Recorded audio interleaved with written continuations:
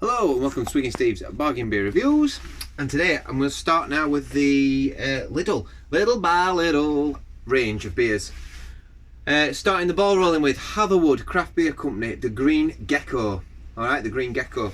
Nice for you to join me again. Hope everyone's having a good week. Weather's dropped a bit, it's a bit cold, it's gone really cold here over in West Yorkshire. So yeah, IPA. Now, 5%. I have tried all their beers. The parrots are in the background if you can wonder what that noise is. I have tried all their beers before in the past, but it was quite a long time ago now. In fact, the last time I remember drinking their beers, I was watching Rocky Balboa box set, and I remember drinking them systematically. I was saving one for every film, and that must have been that was before Eric was born, about 5 years ago. So yeah. Anyway, so let's see, shall we? This is number 2. So each bottle beer's got a number to it. I couldn't find number 1, so I thought I'd start with this one. And I think someone suggested this one already. Someone's already suggested this one.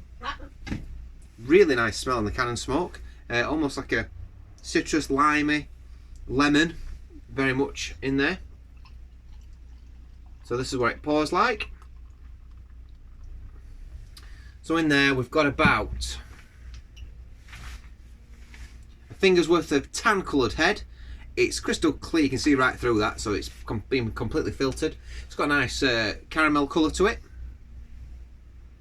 Give it a little bit of a swish. It smells lovely. It's got a really really sweet, almost like a sherbet smell to this, almost like a lemon sherbety smell. Really nice. Little oranges in there. A little bit of grapefruit, not much. Like a lemony limey sort of colour. There's like sweet berries in that though. Almost like a confectionery sherbety smell. Like when you get like fruity sweets. That sort of thing. Really nice. Anyway, here we go.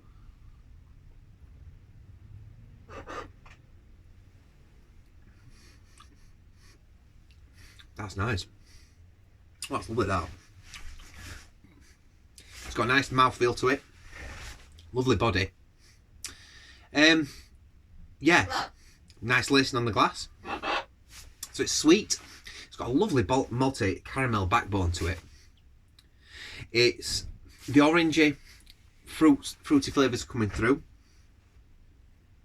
I'm trying to think what other fruits I'm getting. Almost like a bit of a pear on it as well. Maybe. It has got a continental flavour to this. I would say there's continental hops in it. I won't be able to tell you which ones are in, but it's got a British vibe to it as well. It's really, really nice.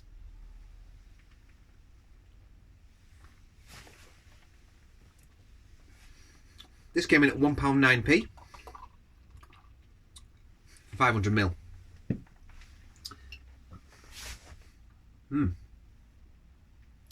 So it's got like on your tongue, it's got a very sort of, it's got like a tingly sensation on your tongue.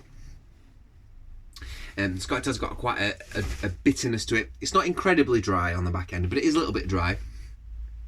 But it's got that slightly cloyy bitterness. But it is quite citrusy. It has got a citrusy vibe to it, this beer, for sure. But yeah, it's lovely. It's really nice. I'd definitely get this again, for sure.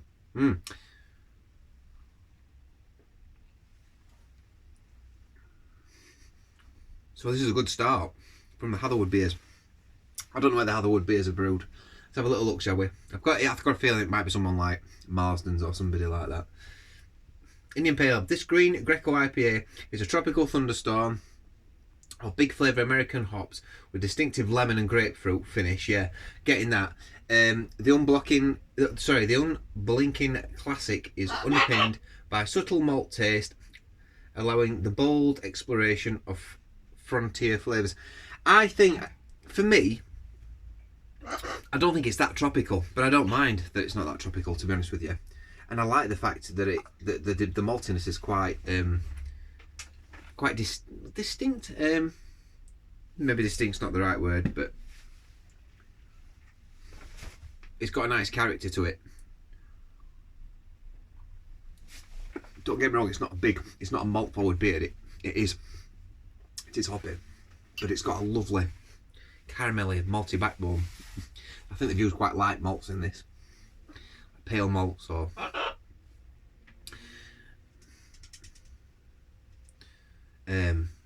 maybe even like lager malts possibly.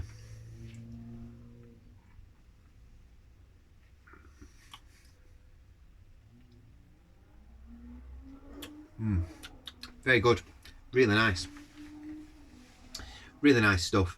So somebody was watching my beer review the other day, a new subscriber, can't remember your name, I think it's called Matthew, and he commented and said, why don't you drink the full beer on your beer review? So that's what I'm going to do today. I'm going to drink the whole bag of mashings.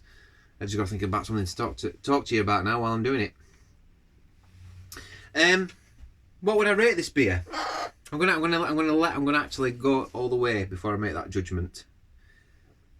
Wimbledon, Brewfell, Walthorpe Road, Wimbledon, London. So whether it's its own brewery, or whether Wimbledon or Warple Road, Wimbledon, London is a base of another brewery. I don't know.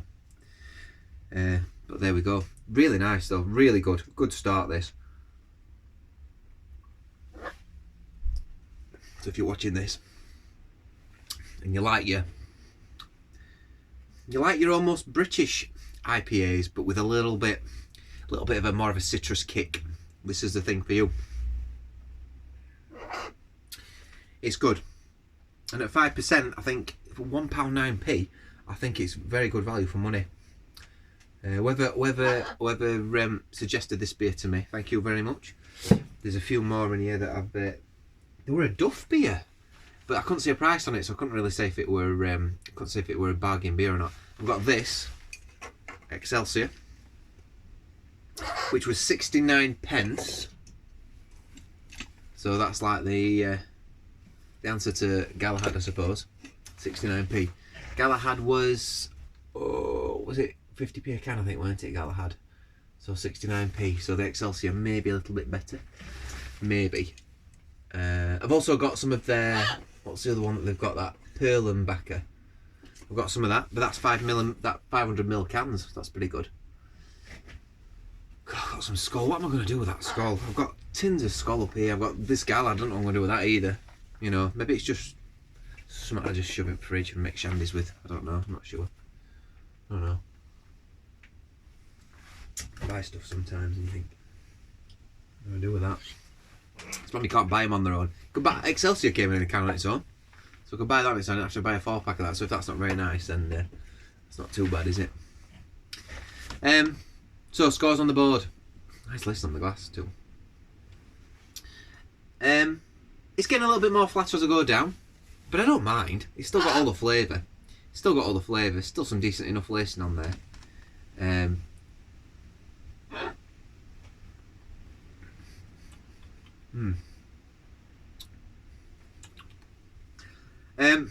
It's in the 8s. It's an excellent beer. It's an excellent beer for the price. I think that £1.09, paying £1.09p for this. 8.4 out of 10. It gets 8.4 out of 10 this. If you're a bargain beer hunter like myself and you like cheap beers and you've not tried this yet, try it. I think you'll like it. But only if you like quite citrusy beers. It's very citrusy on the back end. Quite bitter. It will claw away your taste buds a little bit as you get down it. But for an IPA style, which is semi-British, I think there's British hops in this as well. It doesn't mention British hops, it says big flavour American hops in here. So I get a slight edgeryness coming off this as well, but I might be wrong. Excuse me. Really good beer. 8.4 out of 10. Yeah, can't go wrong with that. I think that's probably... I actually think these real ale, I mean, that's £1.09. When you think about the real ales you get in bottles at Tesco, it's better than a lot of those at £1.50, I think. It's not the best one. It's not the best one. It's not like as good as Proper Job, which is a £1.50 real ale from Tesco's. Proper Job's a great beer. Or maybe even their Tribute. I think St Austell's are flying the flag a little bit with their bottle beers at the moment. I'm going to have to delve back into London Pride and Fuller's Brewery and see what their beer's like, because I've not tried them, and I really used to like their honeydew beer. So I might try that again. Honey's meant to be good for hay fever, isn't it? So maybe that's an excuse to drink, really bad excuse to drink beer, because I've got hay fever, you know. I've got to drink honey beer because I've got hay fever, you know. So yeah, let's finish this off, shall we? So,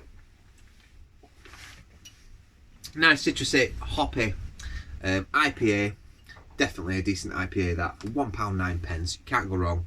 It gets an 8.4 out of 10 from me. We'll see you on the next review. Bye!